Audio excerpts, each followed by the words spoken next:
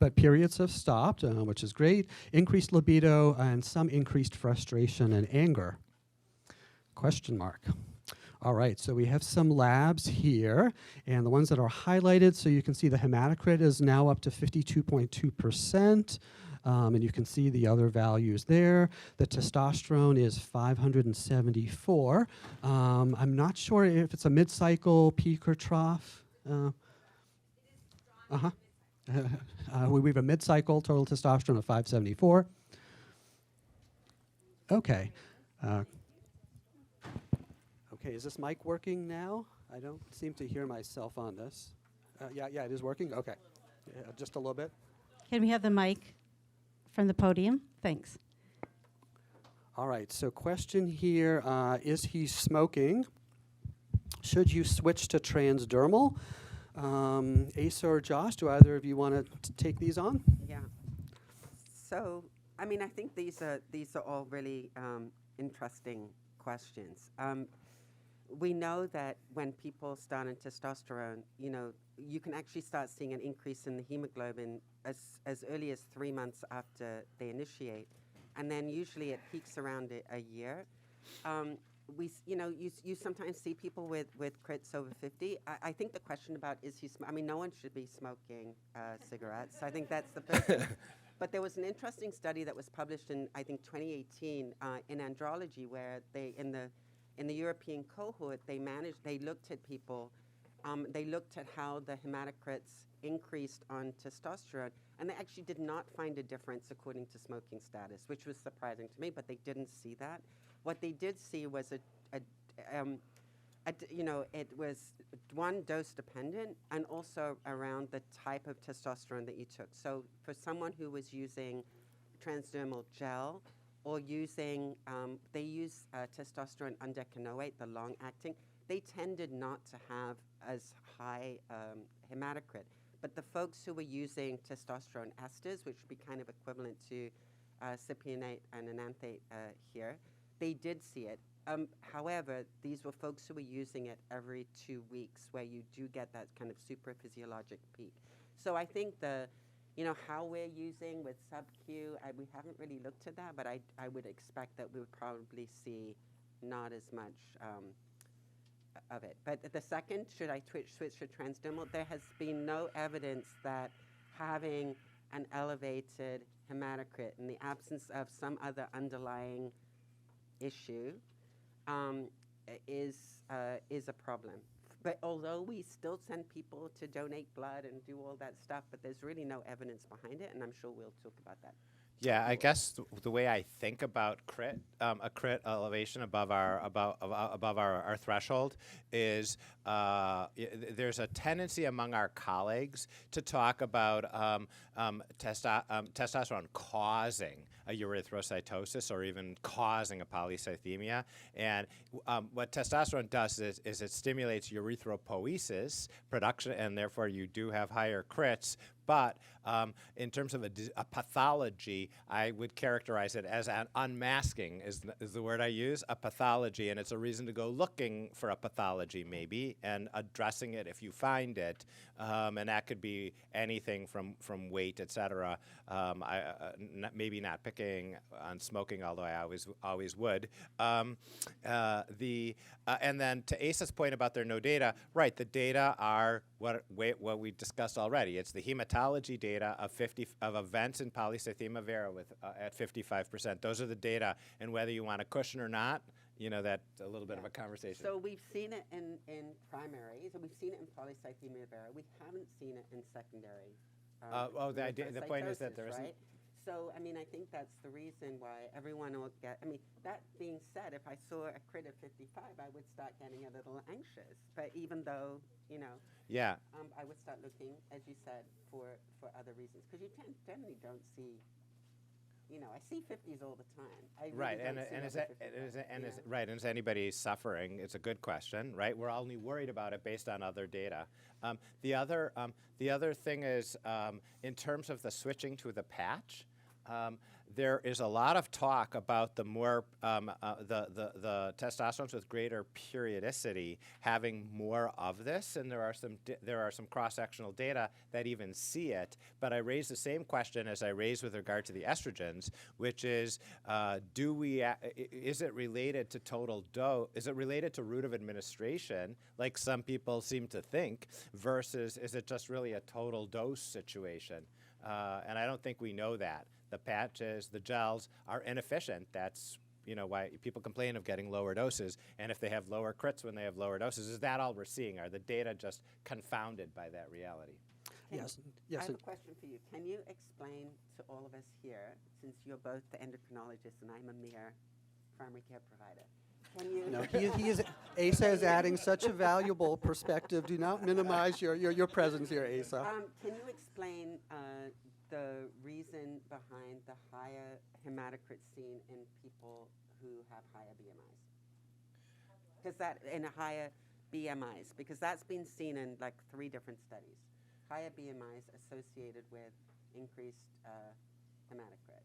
So the question is, can I explain it? And therefore, I'm trying to. So therefore, that answer is no. I can tell you, the thought process relates to oxygen and overweight, and it's like that, but that's pretty hand wavy.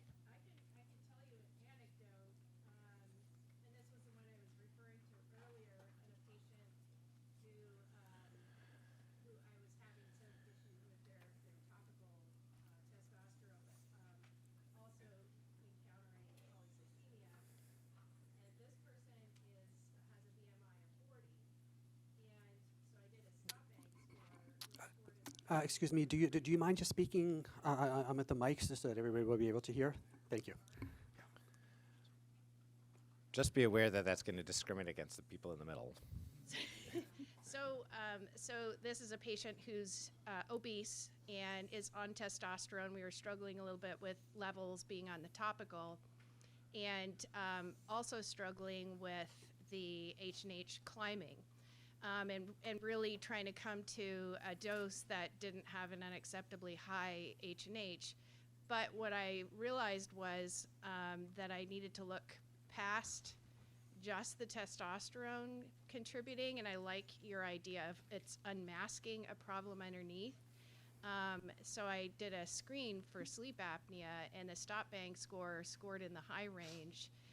So we have a sleep study pending, and I believe that untreated sleep apnea is probably contributing at least 80% of this issue.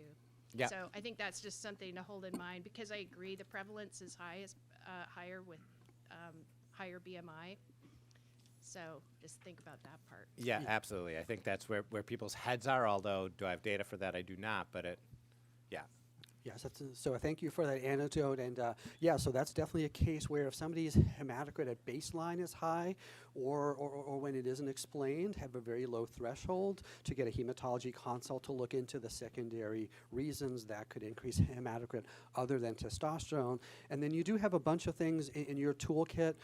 So the esters, the injections are associated with a higher rate of erythrocytosis than are some of the other methods. So that's one thing. You could always switch a patient from the esters to a gel, for example. You could decrease the dose. You can withhold the testosterone for a certain period of time.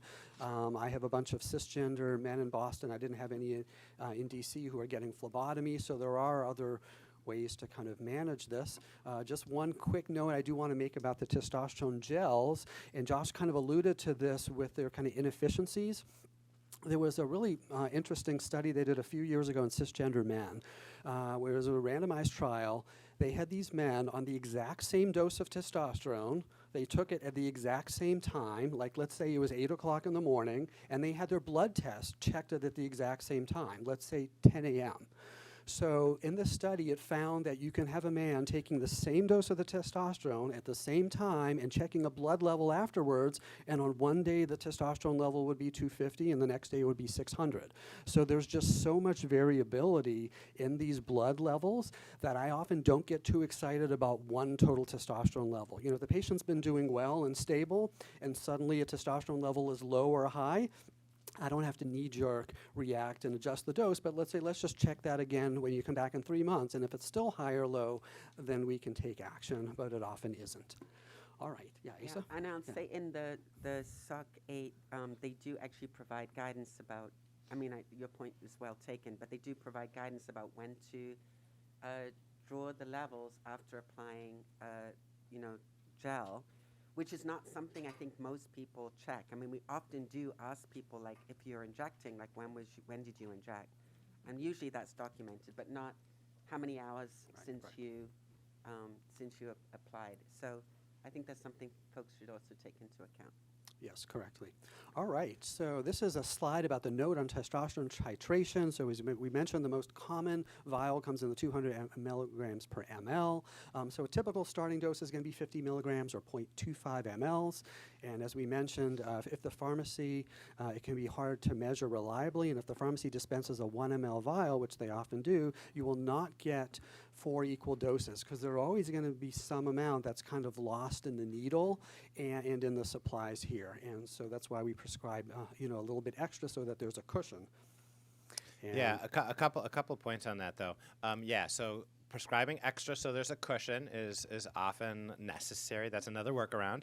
And the other thing to know though is the half-life of these agents is 10 days, a couple of weeks, and so. That's the beauty also of weekly dosing, and you can reassure your patient in that space too, is that it doesn't have to be perfect. I think if they were doing it every 2 weeks, they would really feel the periodicity. But the idea that if they get a little more or a little less week to week, that they're going to actually tell the difference any given week, that doesn't make any sense to me. all right, and this is a dose titration here showing the different concentrations and levels. Increasing by 10 milligrams with each titration is no way standard, and it may make more sense to start at 60 milligrams, 0.3 ml, and to increase by 20 milligrams. And any comments on No, this? I already commented, and I think there are 2 questions over on the side. Yes. So I just wanted to clarify what you said about the 1 ml vials. I practice in Minnesota, and it's my understanding that they're 1 ml single-use vials. So I'm actually prescribing them. I feel like trans people deserve to have good quality, high-strength, not contaminated, whatever medications, and so they should do it according to the United States Pharmacopoeia, what they say. So I just wanted to clarify: are a lot of people using the single-use vials multiple times? Yes, thank you for that scientific poll. Yes. Yes, let's take a poll. So by a show of hands, who has a lot of patients who are using a single vial dose for multiple occasions? All right, so the majority of the room. And how about who does not have any of their patients, or their patients are not doing that? We have a few people. Okay, all right.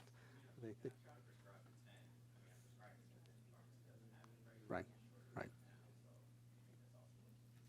Yes, yes. There's also a difference between 1 ml multi-use and 1 ml not multi-use vials. There is, and I feel like after those hurricanes in Puerto Rico that destroyed some of those factories, that now they're not multi-use anymore. That patients don't know that. And I have had some people start bleeding, and they're using the same vial for a long time. They're often a 10 ml they've been using for 6 months, and I'm like, I think you should get rid of it and use the only vial. I don't know if other people have recommended that. Yes. If you wouldn't mind just speaking at the mic here, and just taking off your mask if possible, and when you're speaking into the I'm not mic. going to take off my mask, but Okay, or just speak loud so that to everybody point, can hear you. there was an article that came out in JAMA a few weeks ago that actually showed that those who have stopped bleeding because they're trans or postmenopause or on Mirena or Depo or something that stopped menses altogether, including trans people, was part of this article, actually had breakthrough bleeding or irregular starting of bleeding with both COVID and the vaccines. Which is a super important point if you have patients who have just started bleeding. It may not be the vial, it may actually be COVID or the vaccine. Yeah, or some other process, but Yes. I don't work for pharma, but I want to mention that there's other types of injectables other than the vial, and if anyone has used Diasted, which is an auto-injector, it's fantastic. It's not titratable like to the 10 milligram degree. It's like a 50, 75, 100, but it's like a single use. My patients who are on it, who are a few, love it, and you don't draw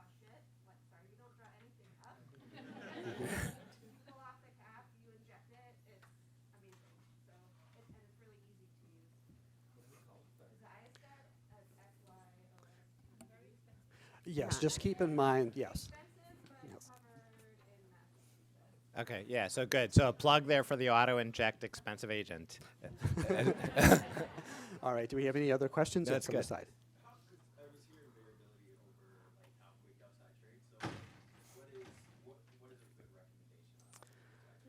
recommendation on titrate? Yeah, so I think we probably have a lot of different practice patterns. You know, I can share you with mine. So my typical pattern is I see a patient every 3 months for the first year is the standard, unless something's going on. If they're having a side effect or if they're having more concerns, you know, then I'll see them more frequently. But I typically do every 3 months for the first year, maybe twice a year for the second year, and then sometimes annual. But always customize it to the patient. Any of the other panelists Yeah. have I a strategy think that they use? customizing to the client, because some, we were talking in the break about microdosing. Some people prefer to use very low levels, and that's fine, but that's not the same as titration. So we generally do, like a 0.25 to a 0.5. You know, there's no, I mean, this is interesting, but I don't, like, I couldn't do that. Like, I can't see to go through all of the 0.35, 0.4, 0.45. I wouldn't be able to do that. Yeah. So we start off at the, like, half the dose we're planning on. So it would be like 0.25, and then after 4 weeks we go to the 0.5, and that's it. Yeah, And we continue to monitor every 3 months, and then twice a year. And for the crowd that was here at 8:30 knows my view is I take my best guess for what I think the patient's going to want, customizing to their circumstance, and I go for that right away. And if I'm wrong at a few months later, then I go try to get it the next time. But I'm trying to go all the way in one shot. I'm not titrating. All right. Yes, question. If you wouldn't mind just speaking at the mic, thank you. I practice in New Zealand, and we can't get the Cipionate at the minute, so we use Reandron, or the long-acting testosterone undecanoate for most of our patients. So we're fairly stuck to our doses, you know, and it's usually every 12 weeks we can give them, you know, the injection or whatever. But I just wonder if you had any comments about, because we still have patients who are bleeding on that all throughout, and there's nothing I can do. You know, it's very difficult, even using Provera and things, they're still bleeding, but we really have no choice. Yeah, so I what think, we we discussed this a little bit at the break, and my initial comment is I'm mostly raising the dose and recognize I live in the luxury of short-acting esters, but even in the long-acting world, I think you are handicapped in that regard, but my strategy would be similar with all those parameters. If hematocrit is safe, not too much acne, I'd be going up on the dose a little bit. It sounds like what you run up against is what we run up against, what people using like gel packets run up against, where it's like a single dose thing, and then you're giving like a dose and a quarter and a dose and a half, and you got this workaround reality. But I'm still thinking there intellectually is where you might be headed. Yeah, and I'm actually curious about for the long-acting undecanoate.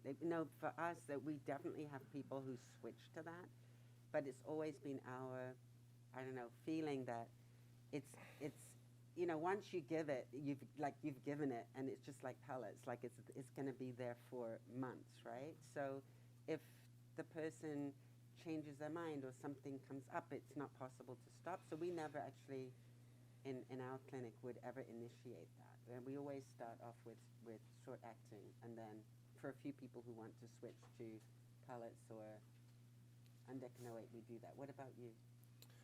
Wait, sorry. No, I'm just saying, we don't start off with long acting right away or pellets right away. We usually start with folks on short acting. Right. I live in a short acting world, so and I have the right. I'm customizing with my short acting agent. And I think I mentioned earlier, most of my patients get kind of stuck on and they say when they're looking for long-acting stuff, I say to them, "Oh yeah, let's consider it when you're stable." And then, when they get stable, they're like, "Oh, they're kind of into their routine, and they never really do switch." So that's my typical experience. But I think they're talking from New Zealand and Australia that they're stuck with these long-acting agents. Yeah. Yeah, was there a question in the corner?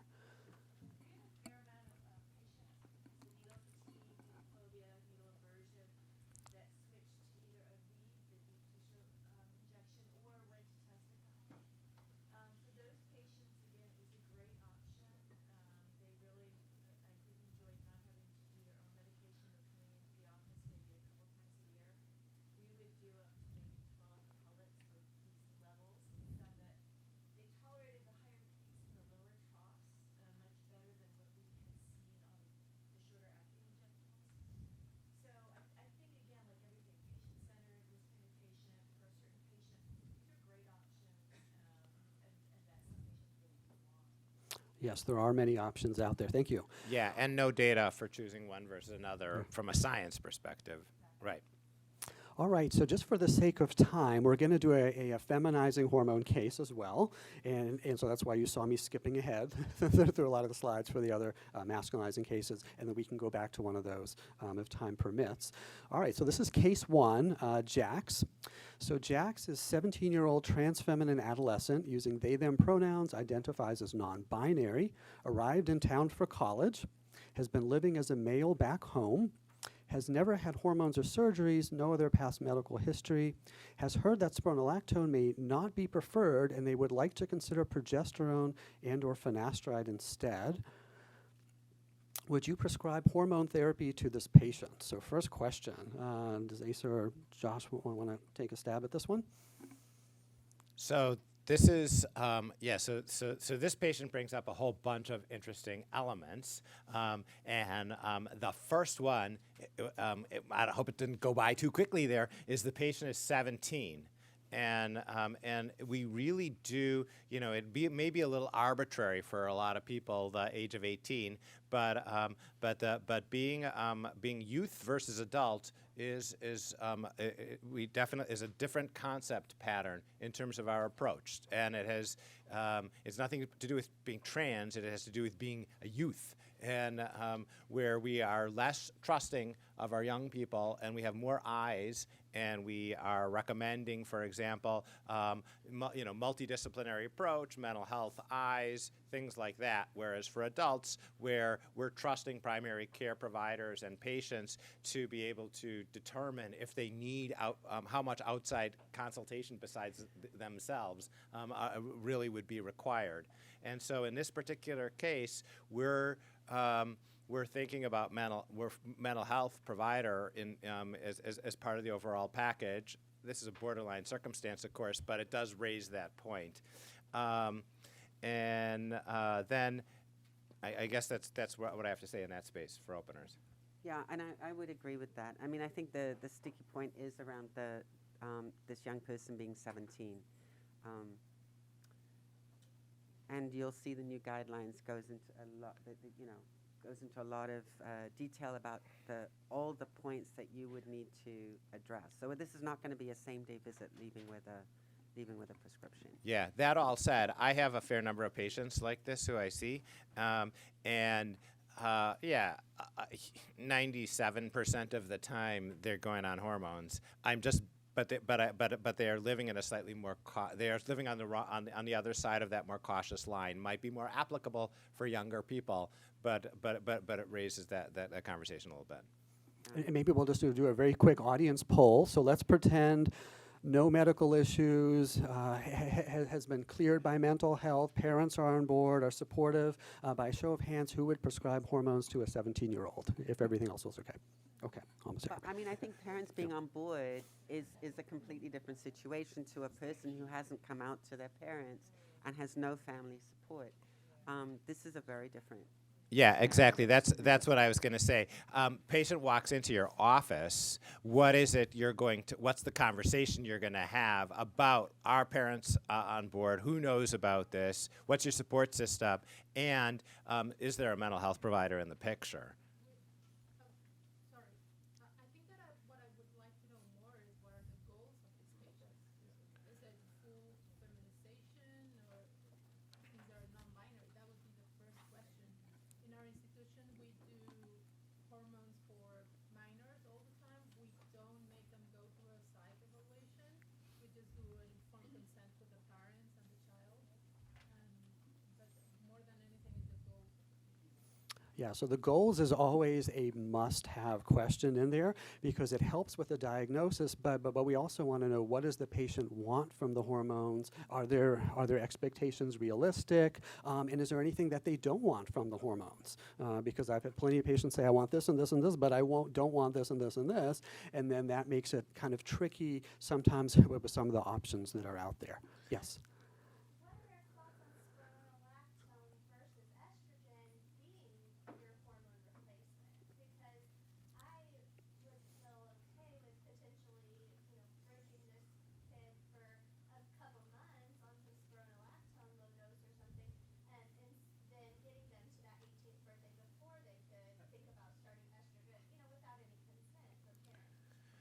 Yeah. S- Yeah, Josh. I don't know. Yeah, my endocrinologist in me, my response is the one bugaboo out there is hypogonadism, and I am stuck with hypogonadism sometimes, especially for younger youth, where we're still there's some maturity conversations, and we're doing we're doing puberty blockers while we figure out what our plans are going to be. An older teen like this, where I think I'm not trying to slow puberty while we figure things out. I think we can have that conversation without making them hypogonadal, get to goals, no meds, and then do something. And I wouldn't be doing something to knock their hormone levels down without a plan already in place at that age. Well, I would say spironolactone is used all the time for acne, and that has nothing to do with hormones, and we're not checking, like, in cis women, spironolactone is used for acne, and we're not checking estrogen levels. So to be clear, what we're doing is these are slightly different doses with slightly different agendas, and well so I guess the relevance ends up being in a cis woman. If you gave spironolactone, you would have a red flag if, for example, you interfered with menses, because that's how you're judging whether they're getting sufficient hormones. And if you didn't, then you're going to be comfortable already.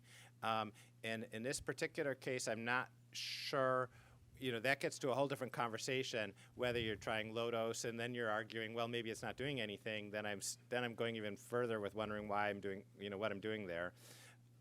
So I kind of stand by what I say, although you might be right in a narrow circumstance.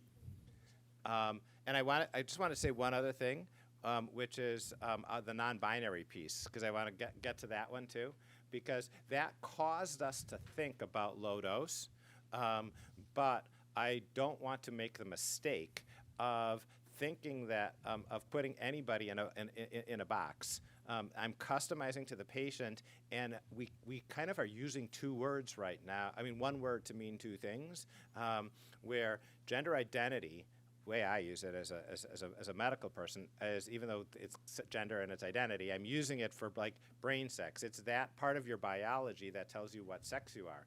But there's a different piece. There's your gender identity, which is how you are labeling yourself, which is a separate thing. And so somebody comes in and says they're non-binary. Most of my patients who come to see me who are non-binary, because I'm an endocrinologist, of course, are coming to see me for fairly binary hormone regimens. And they are identifying non-binary, and they're using they pronouns, but they have a specific fairly binary hormone agenda. And in the past, when people used to feel compelled or whatever it was to pick sides a little more extremely and come in with very binary labels, sometimes they would be looking for some of this low dose stuff. So that's like two separate questions to me, and I just want to emphasize that.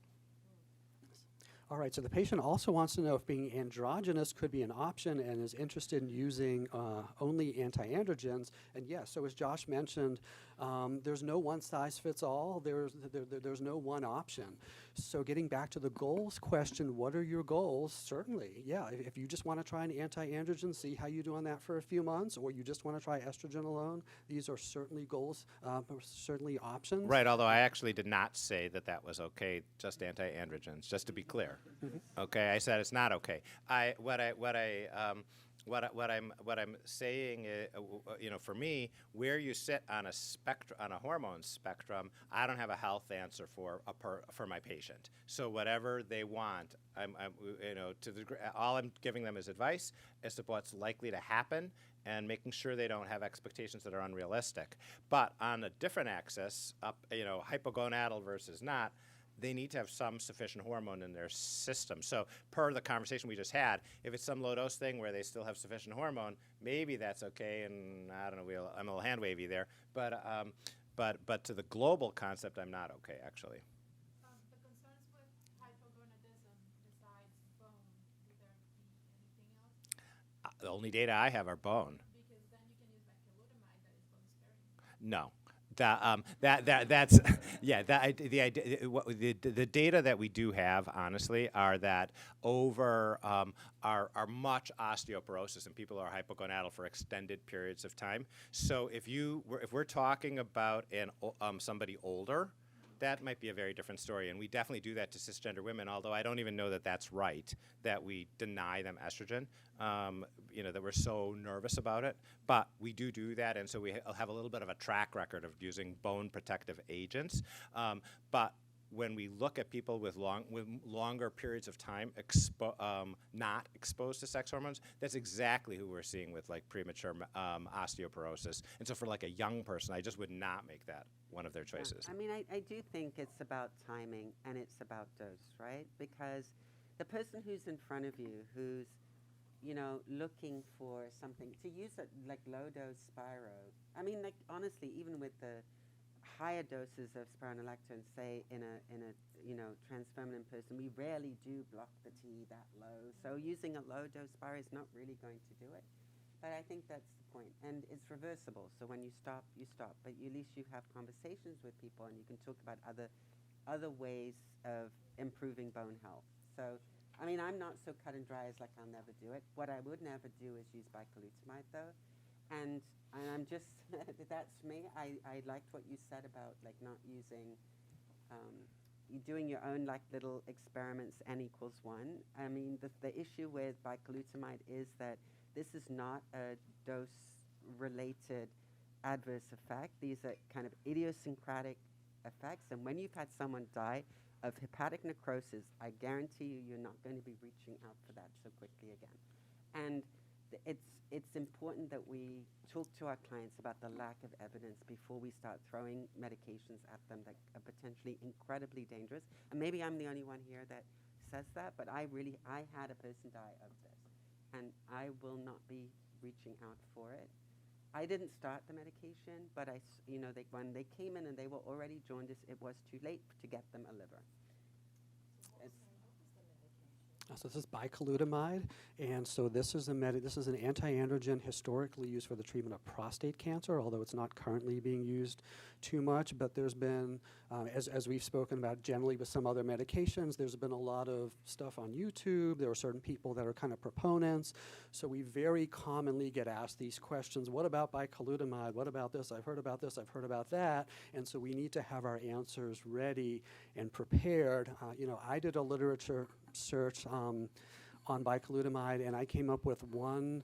It was a randomized controlled trial done in men in prostate cancer, but I wasn't that impressed with the sample size of it. It was only a few hundred men, which means that it's underpowered to detect some of these.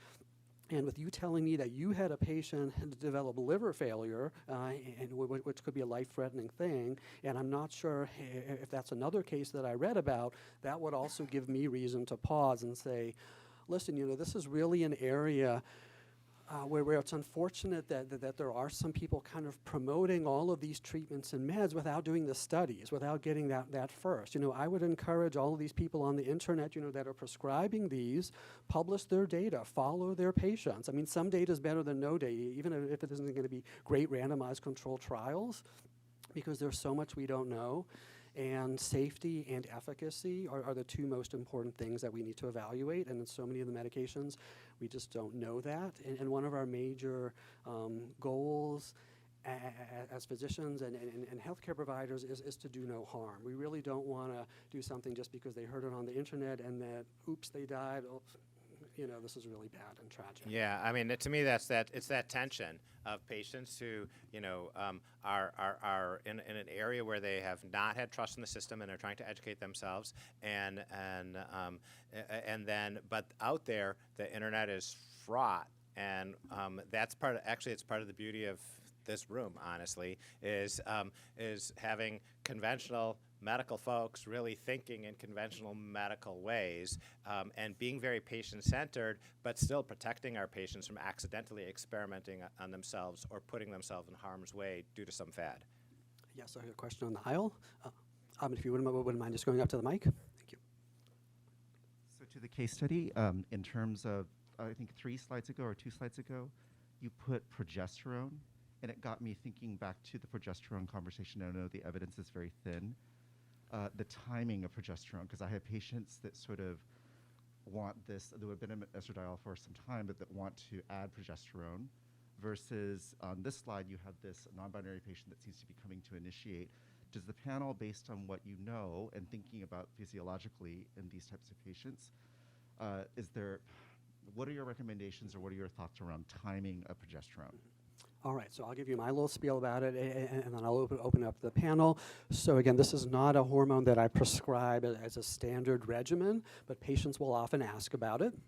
So I will tell them again that we don't have efficacy or safety studies of progesterone in trans individuals, so we don't know what the risk-benefit ratio is. I will tell you some of what we do know from the cisgender literature. So in the Women's Health Initiative, medroxyprogesterone acetate was associated with a slightly increased risk of breast cancer and cardiovascular disease, which led to the plummeting of hormone replacement therapy in general in cisgender women. So there is some data that it's not a totally benign thing, but as we've discussed earlier, there are different types of progestogens. Some are more androgenic, some are less androgenic. They haven't been really studied well. It's more in the cisgender literature there. I found that patients are usually requesting progesterone because they know somebody that's been on it who has benefited from it, or they've read, and it's usually for either breast growth or sleep or mood. So my approach is I will prescribe it as long as they understand that we don't know the risk-benefit ratio. So if they come in and they say, I really want it, and there's no contraindication, I'll say, okay, I'll give you a trial, and I'll usually do the micronized dose for 3 to 6 months. And when they come back, if they tell me that they haven't noticed any benefit, I'll encourage them to stop it. That's my personal approach. How about Josh and Asa? And maybe you can address the timing as well, which is part of the question. So I'm pretty hard ass, but that doesn't mean that I can't ever get talked into anything by my patients. As a practical matter, the scenario is relevant. So if I'm inheriting somebody who's had a kind of kind of a stable situation with some things that I might not have prescribed, then I'm not rushing to rearrange it because we need to get some trust into our relationship for a while, and I might be honest with them, like just like I'm talking here, and say this is what I really think, but we don't have to. But let's just let's just see what's logical, and in the meantime, we'll just let's get you safe and happy and blah blah blah, and so that's kind of a scenario where I'm kind of going where I do have some patients on progestogens. This scenario is somebody. This is a minor who is coming in, starting hormones with a bunch of information from whatever sources, where I'm going to be pushing much harder on disabusing them. This just looks more like somebody who's it's not like they had a bad experience or da da da da. They're basically looking for what is the current fad out there on whatever it is that they're reading or interacting with, and so this is somebody where I'm going to push back a lot harder and say, no, let's get all the people in the room, if that's what we have to do up front. Let's talk about your agenda, and let's talk about satisfying your agenda in conventional fashions and take it from there. Yeah, and I would agree with that. When we have hundreds of thousands of person-years of evidence of Spiro use, it's not for everybody, but I don't know what it is, but every decade or so we come across Spiro is evil, and then it goes away, and then it comes back again. And I don't know where we are right now. Do you think we're falling out of that? Yeah, I think it's a little bit like COVID. The rate of Spiro being bad is going down. Okay. Yeah. I think some of this too has to do with the fact that, to your point, Josh, like it feels like the U.S. are the ones that use Spiro the most, and other countries use progesterones, which I think sometimes patients also think, oh, the rest of the world is using progesterone. What's the deal with the U.S.? And I think patients, and a big thing I talk to patients about is we don't have the progesterones that other countries are using. Ours are different. It may block your T. It may not. You may feel amazing. You may not. So, but this is why we use Spiro, to Asa's point, and we don't jump to progesterone. And I think it also speaks to the mistrust issue. And to be clear, it's the classic Dutch-Belgian model of cyproterone specifically is the progesterone they're using, and that's used elsewhere. And it has the negatives that we discussed this morning, where they're even backing off and thinking about maybe they should go to GnRH or something. And then it's not just, I know the U.S. does a lot of the talking, but it's under-resourced places in the world also do spironolactone. Yes, question? Comment on a patient like this who I have a student who come and say, I'm looking for something like a SERM for the androgynous effects of a SERM around chest growth mitigation. SERM, relaxin. Yeah. So, where we're going here, this is where ACE is talking about like the patient making themselves of N of 1 situation. It's first of all, they're inventing a little bit what they're looking for tissue-specific actions that may or may not be true, and they're looking for alternative agents that may or may not have tissue-specific agents that they have in mind, that have their own list of risks and benefits. And especially when especially for young people, where I'm very focused on bone health, then really most of these agents are either going to have a problem with bone health or heart health in the long term. And so there are reasons why you would not be using them, actually. For my clinical practice, I can tell you that I've had very few patients not do well on spironolactone. It's been such a tiny number. So to me, it's more been patients who have come in based on what they've heard on the internet. I don't want to get on spironolactone, and I tell them, listen, out of the hundreds of trans patients that I've seen, I haven't seen a lot of problems with it. Why don't you give it a try? If you do feel bad, then we can cross that bridge when you get there. Question. So hi, is this Zill Goldstein from Callan Lord in New York. Just to the raloxifene question, we've been prescribing it under the idea that, it may not be significantly more harmful than estrogen, but what we found is that it doesn't work. So we've had 2 patients who have had breast development on raloxifene and been denied mastectomy for gender-affirming reasons. And we have, the rest of the patients who are on it for about 6 months, and then they say it's not doing anything, and they either stop or move on to estrogen. So just some anecdotal. Yeah. It's a huge point, because that's getting to I'm wondering, these patients are kind of imagining benefit, so at least we have some anecdotal lack of benefit. All right, there's a question on. Yep. I was going to say, I think more and more, as we're doing this work, we see clients coming in with really wanting customized approaches and being very, very specific about I want a beard, I don't want my voice to change.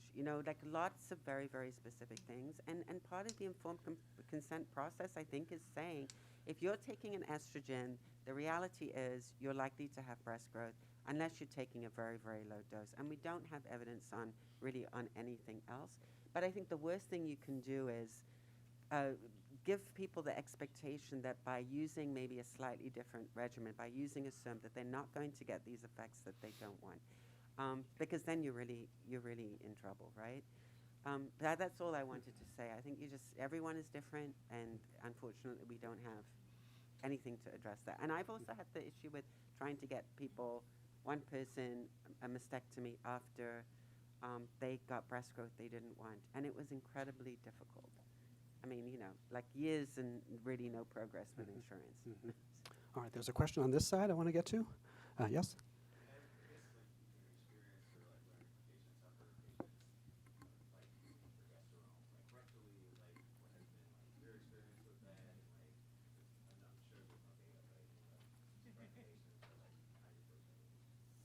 So our personal experiences about patients that have been on progesterone.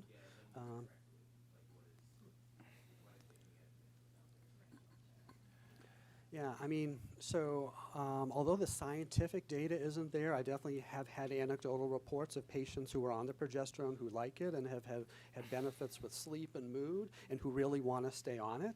These are particularly patients who have come to me already on it, and sometimes I'll have the discussion, do you want to stay on this? And there's a huge kind of barrier to kind of coming off of it because they felt better on it. So I certainly have had some, but I would say in my own practice, I would estimate fewer than 15% of my trans feminine patients are on progesterone. Any other clinical observations from your panels? I mean, you were talking about rectal progesterone. It's very popular in some countries like Thailand. Like, you know, we have folks who go there and come back with all of it, you know, bucket loads of, you know, little packets. But yeah, I don't have anything to say. I don't prescribe it that way. I don't think anyone I know does. Yeah, and I would say this is like twice removed of patients experimenting on themselves. They're using an agent I'm not prescribing by with a method that I don't know if it's helping or doing or what it's doing there. And and in the U.S. there's this Dr. Powers out there, which, you know, and it just shows you how desperate our patients are. Dr. Powers isn't in the room, by the way. Are they? No. And you know, I'm a little informed here because of my thyroid background, because that's a less fraught area where people were not disenfranchised by the medical system, and there's still this kind of thinking. People are still not feeling right in general and looking for other reasons why that would be true, and blaming, in this case, that it used to be their thyroid, and now it's trans people who have other stuff that are looking for the hormones to explain things and looking for alternative regimens. So that kind of grasping is, you know, is a thing. And I would just I'd be careful not to get led into having patients do things where they put themselves at risk just because they're in this situation. My anecdote on that one is we actually had a patient with a rectal injury from their because they didn't have an easy access to the correct kind of progesterone that they were using rectally, and the whole thing was just unfortunate. So I just want to get to one thing, just because we have spoken about progesterone extensively and bicalutamide. I do want to get to finasteride because this one comes up all the time.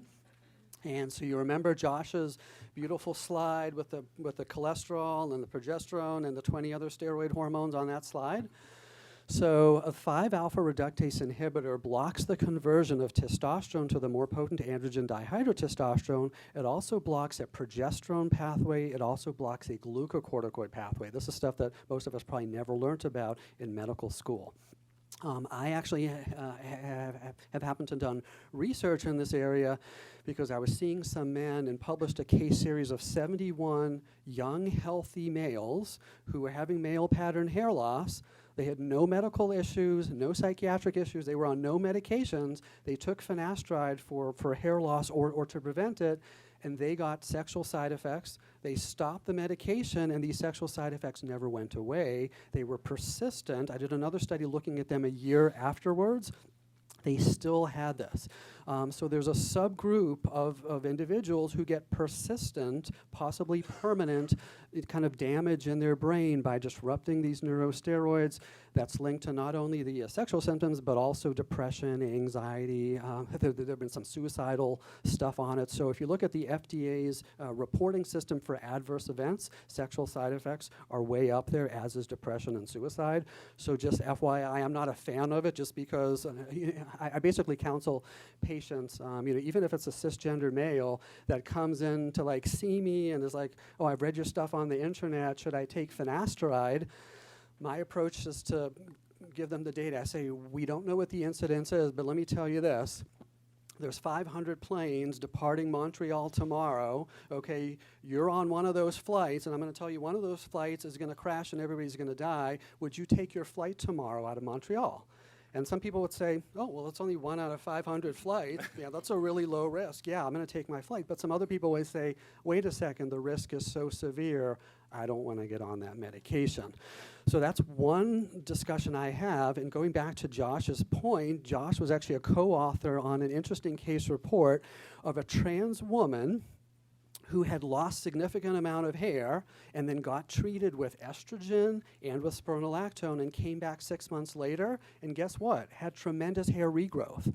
So when you get that testosterone level down just with the traditional methods with estrogen and spironolactone, you decrease DHT because you don't have as much testosterone to get it converted into DHT, and you can get hair regrowth. So my personal opinion is again, we have no safety efficacy study that this is even doing anything in transgender women if you already have their testosterone levels low, and it may have some potential adverse effects. When it comes to transmasculine patients, okay, there is a potential because you're giving testosterone and that gets converted into DHT, and if they're genetically predisposed, they may get male pattern hair loss. My own personal approach is I never prescribe this prophylactically. I want to get on testosterone and I want to get on finasteride as well to prevent male pattern hair loss. What I will say is, one, I'll ask them about the genetics. What's your family, your fathers, brothers, uncles, are they having hair loss or not? This is one of the effects that takes years to see. This isn't something that happens a week, a month, 3 months after starting testosterone. So I tell patients if they start to notice their hairline receding and they're bothered by it, then we can have that discussion and we can talk about using that medication. Having said that, because we don't have the safety and efficacy data, by blocking DHT in transmasculine patients, are we interfering with any virilization that we don't know about? By lowering their DHT levels, are we interfering with genital growth, with facial and body hair? There's so many unanswered questions. So I think I've given a long enough spiel on finasteride. Let me hear Asa and Josh's perspective. So, I was going to say that I agree with all your points because I've read the data. However, the standards of care 8 still include finasteride as an option, I believe. As far as people using it, I think people sometimes go to it, especially when they have clients who are older, because they don't have to deal with any potential adverse effects from like spironolactone and monitoring and things like that. So we've certainly seen it used in older folk at low doses. I've used a lot of finasteride in cisgender men, and I'm aware of the data that you talked about. We've also seen at least 2, I think it was, but 2 folks who developed Peyronie's disease with it, and that ended up, many visits to urology, many, incredible depression related to this. Of course, those were cisgender men, so can't really talk about it. But I think it's that this is informed consent, right? You need to talk to people about the possible effects so that they understand, which is what you spoke about. So I agree. Yeah, to me, it continues to, it's along the same theme of the unknown and the internet and experimenting on our patients and being led by them, because they really are hunting for reasons, both for the various reasons already stated, and it's helpful to be to have a little of the wisdom, like you just shared with us, Michael, which I tend to share with my patients in that space, so that they're not putting themselves in positions that they shouldn't be putting themselves in. I'll just say it that way. And just final point about finasteride is it isn't really a second-line agent after some of the other ones, because whereas spironolactone does lower testosterone levels, finasteride does not lower testosterone levels. It blocks the conversion of testosterone to DHT. So in a lot of the studies, testosterone levels even go a little bit higher when people are placed on it because it doesn't get converted into the DHT. All right, so we have about, I think, 3 minutes left. Okay, a question over here on the right, if you wouldn't mind coming up to the mic.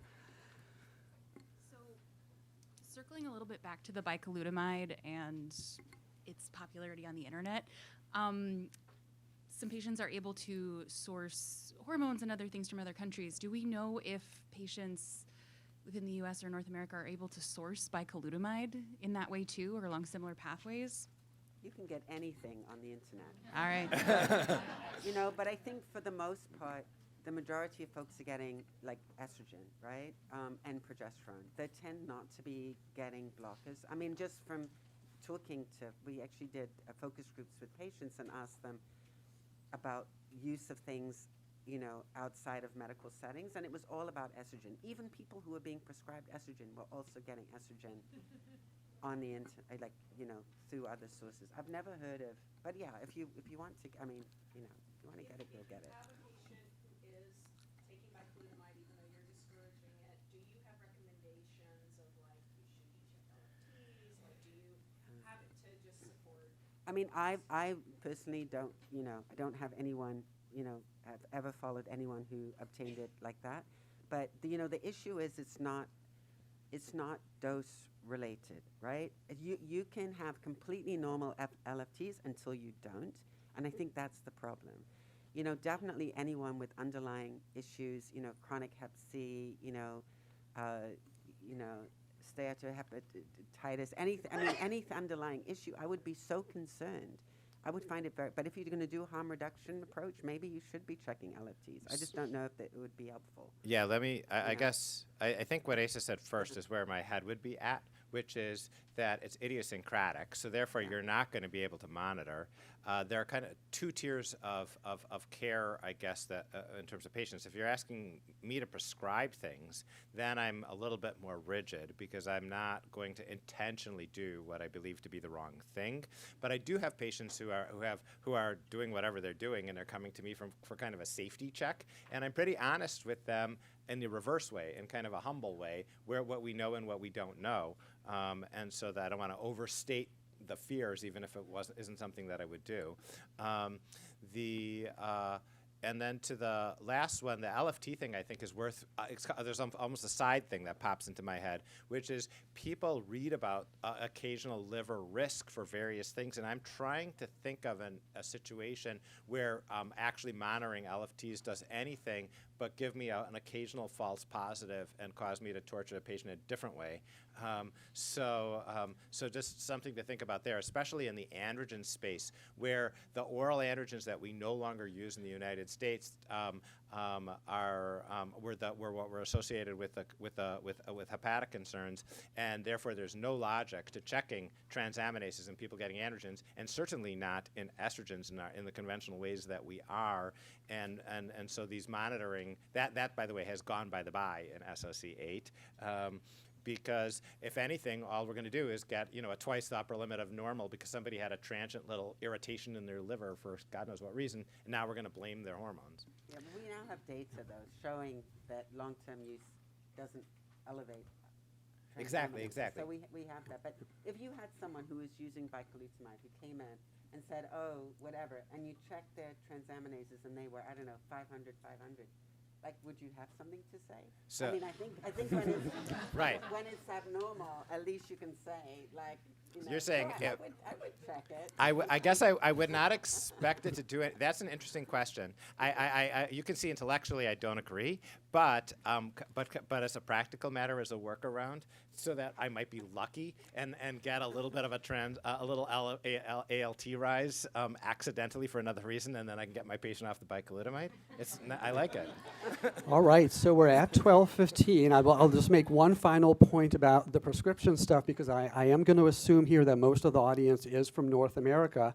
But in a lot of continents and part of the world, people can get practically anything without a prescription. So in almost all of Latin America, you can go in and say, oh, I'd like some of that testosterone, I'd like a little sertraline, I'd like a little Zoloft, I'd like some Propecia, finasteride. This is just how a lot of the world works. And so finally, I'm just going to use the last moments just to thank our panelists for an amazing session and all their perspective, and all of you for all of your amazing questions and contributing to this discussion. I think there probably isn't anybody in this room who hasn't learned something new or some new clinical pearl or some perspective. So we hope you enjoy the meeting, and feel free to come up to us afterwards and during the meeting. We'd love to meet you and connect and network and enjoy the rest of the meeting. Thank you.